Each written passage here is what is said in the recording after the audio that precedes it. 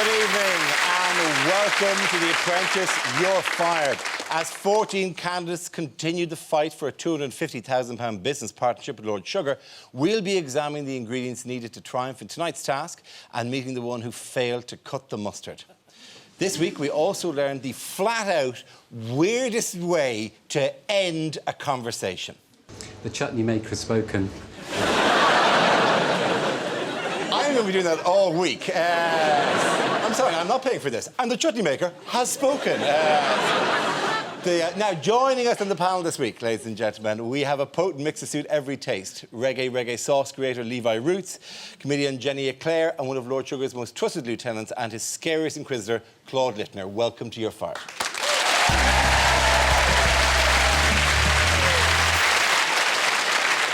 Tonight's task of creating a new condiment was a recipe for disaster for one candidate. I have to use an instinctive gut feeling of whether the candidates are going to be able to hack it. It is with regret that I've got to say to you, Michael, you're fired. Thank you for the opportunity, Lord Sugar. OK. Please welcome Michael Kopp.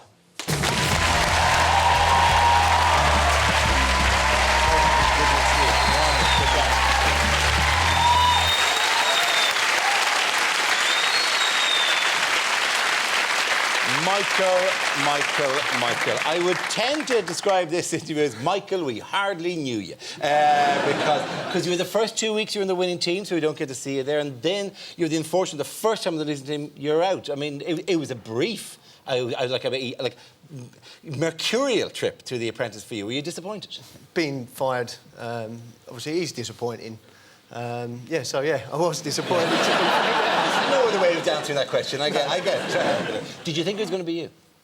No, to be honest. I thought it may well be Ricky due to the manufacturing side of it. But the reason it was me, I don't think I fought my corner well enough, to be fair, in the boardroom. Well, we're going to go through all these issues now in a second. You did struggle to shine in this task. Let's have a look. Who's the waste of space in this group here? The blame would fall on Michael. Michael, do you think you're out your depth in this process with all these people? I think you guys underestimate me. At the end of the day, all we've got to do is sell 80 bottles, so, you know, it should be plain sailing for our end.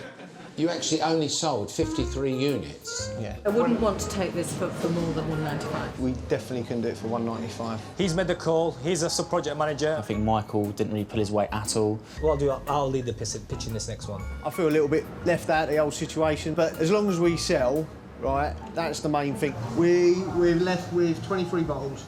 Fuck! What? Michael, well, I don't know what you were doing, really. You sold rubbish figures. I'd be embarrassed with those figures that you sold. We sold everything. Really? Wicked. How did you do that? It's a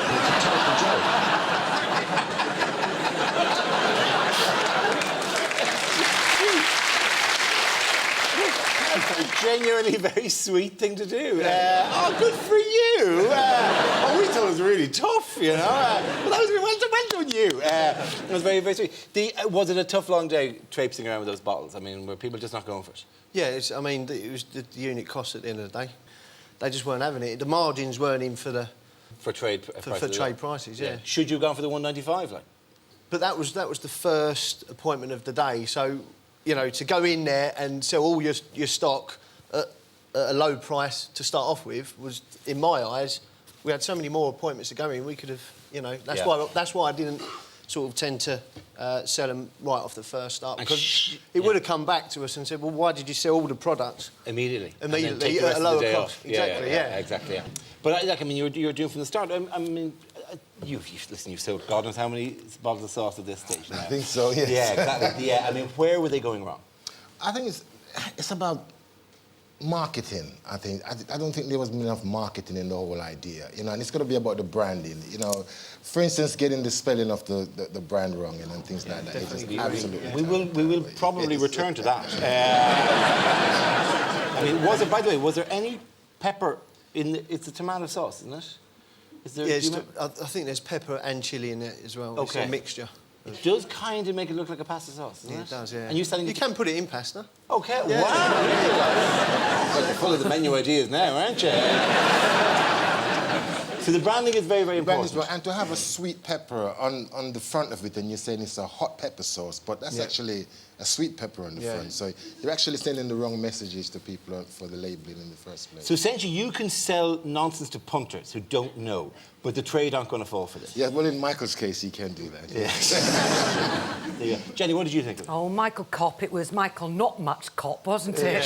Oh, no, I think you were best out of it. I don't think you were enjoying yourself. I think that you were lucky to sell any of it. I think that sometimes maybe getting the taste right for a sauce is quite important. Only for people who've got taste buds. Nice picture on the bottom. Yes, and Bellissima with one L.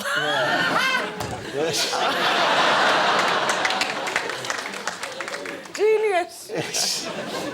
Claude, for your problem solver, you're a troubleshooter for these things. I mean, how would you have cut through this? Well, first of all, everything was wrong. The volume was wrong. The margins were wrong. The techniques of selling were wrong. I just think I struggled to find anything that you did right, really. But it wasn't just you. I think it was everybody in the team who just failed to perform. I must say that I was worried for you, really, from the very first moment we saw you in the boardroom, about 2 weeks ago. This is back in week 1. And this is before you'd even done a task. Is everything clear? Yes. You look like you're sweating. You're not nervous. No, not at all, not really. Sure.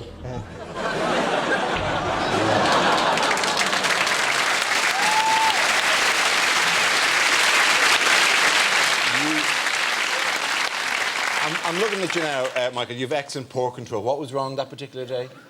I was generally coming down with the flu. And that's why I was fairly quiet within the first two... I genuinely thought that. When I saw you, I thought, he looks poorly. Yeah. I'm so glad it was that. It's such a great excuse. No, I'm glad... No, I think that's... You did. You looked poorly. Yeah. What kind of flu was it? Gastric flu. Gastric flu? Yeah.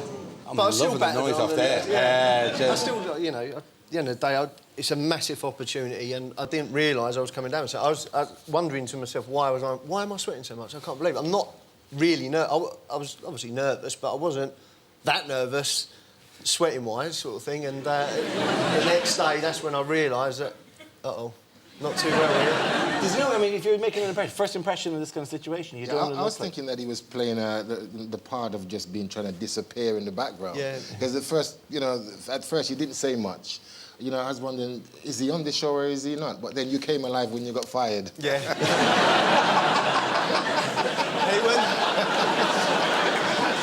It's all about timing, illness, isn't it? let's get it right. The illness wasn't due to the sauce, by the way. Yeah. Too much. Yeah, because, you know, when we first saw you, I mean, our very first view of you, by the way, is in the audition stage of it all. And you're a very, very different character at that stage. I mean, we wouldn't have described you as dynamic from what we saw of you, laid low as it was. But at the audition, you're firing on all sorts of cylinders. The Apprentice was made for Michael Cop. You know, The Apprentice is me. And when he sees me, it's going to be like a little love affair. He ain't going to be able to take his eye off me, you know. He's going to go, blimey, not reminds me of myself when I was that age. I think we're very similar people. I think that me and Lord Sugar have the same sort of mindset. I make money. It's as simple as that. Yeah, that I've naturally got this gut instinct and this drive to get up and go, and I'm the real McCoy. Which is great. Yeah.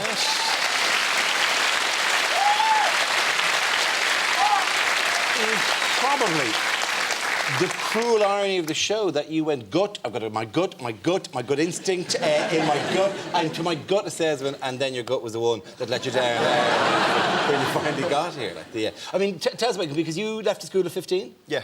Yeah, and did you go into the business you're in now, or did you...? Not straight away. I've done a little bit of work in between, and then started up my company. And what does your company do?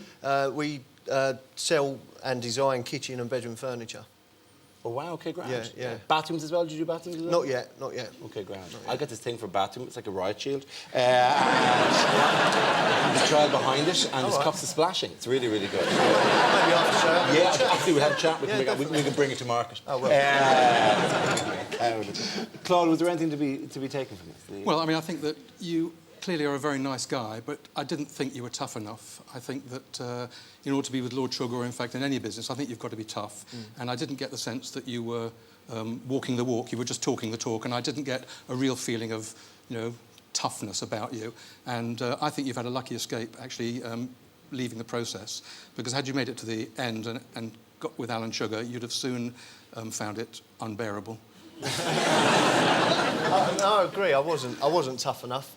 You know, under being in a situation like The Apprentice is extremely intense. You know, I didn't fight my corner well enough. You know, I should have been a lot more tougher. It might not have been you, though. It's time for the one that got away. Ricky was put in charge of the factory and loved the challenge, but he nearly came a cropper when it came time to take stock. It seems to me that the production's all screwed up here. One batch gets messed up because there's not the correct ingredients in it. 2 times 20.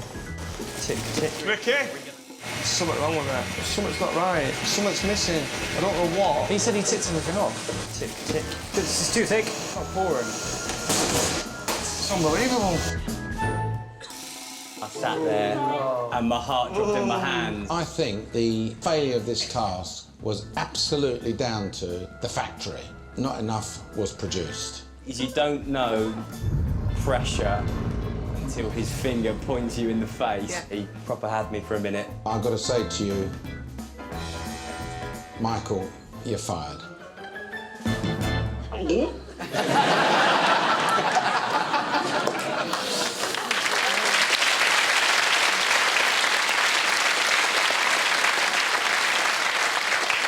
It's definitely my favourite piece of spin of the week that Ricky came up with, which is, well, I made as many as we sold. If I'd made any more than that, then they would have gone to waste. So therefore, I was summing some incredibly ESP way, knew exactly how many to make. When we screwed up that batch, that was God telling us that we only needed so many bottles of stuff. I mean, he can talk his way out of a corner.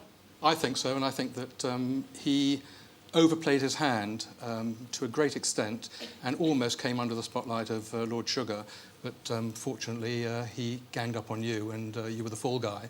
Well, they show off. The boys show off, don't they? Yeah. Well, during the process, and then when it's sort of, when the heat gets turned to them, to go, oh, no, it wasn't me, nothing to do with me. But the thing is, if they had made more, then they wouldn't have had to sell them so expensively. Am I right? That's correct. Yeah. God, I could be a businesswoman. The unit cost is about £1.17 a bottle. Yeah, I mean, there was no thought in margins. Yeah, I'm not going to ask you how many unit cost for an ordinary bottle of... Yes. But like, £1.17 is ludicrous. Am I right in saying? It is, especially if you're going for a trade, for the trade part of the business. You know, it was absolutely the wrong thing to go for. I mean, the unit cost of the other thing was 65 pence. So they really did screw it up. Like, but my Ricky, yap. Ricky with the, like, at one stage she turns to you and goes, Lord Sugar wants to employ someone who can make stuff happen. Yes. Right? Which you should have turned up and goes, yeah, who makes sauce happen. That'd have been handy, Ricky. Yeah. He did let himself open stuff. Yeah, and nobody told me I had to make as many as possible. What? How do you need to be told that? Why did you try to be... Oh, no, we're very selective here in the Bellissimo Corporation. You make a tiny amount of them. Katie led the boys' team, although Adam has no idea how she got that idea into her pretty little head. Well, I'd like to put myself up for project manager. It's very, very complicated. There's a lot to take. You're all right. We're behind you 100%, okay? She's got a good team here, a good team of lads looking after her all the time. Are you OK, Katie? Do you need a hand with anything? I personally make sure she's all right all the time. She's got what she needs. Are you OK? No, come on, it's all right. Katie, do you need a hand with anything? But no, thank you. Do you need me for anything? I'm just there, all right? Yeah, thank you. Jenny, if I can come directly to you on this question, how would you have found Adam's behaviour in this situation? Oh, dear. I don't think he'd have lasted the day. Honestly, I find him really quite offensive, actually, because he's so unreconstructed. But then she kind of asked for it as well, because she said something during the programme about men being manipulated, which made me really suspicious of her, because I really don't like it when women are so arrogant that they think they can use their youth and beauty, because it won't last anyway. Yeah. And I think it's really... It's underestimating men. I think it's treating men as idiots as well. So I find that all quite dodgy and weird. And then his sort of, patronising, it was odd.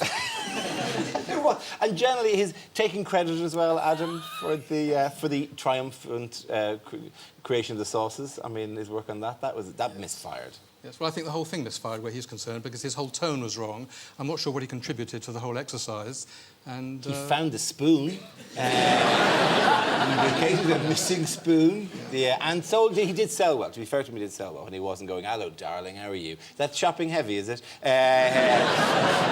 Your husband will appreciate if you cook him something with this. How did you find out? I find him very annoying at the time round. I don't think he contributed much to this task in particular. OK, God.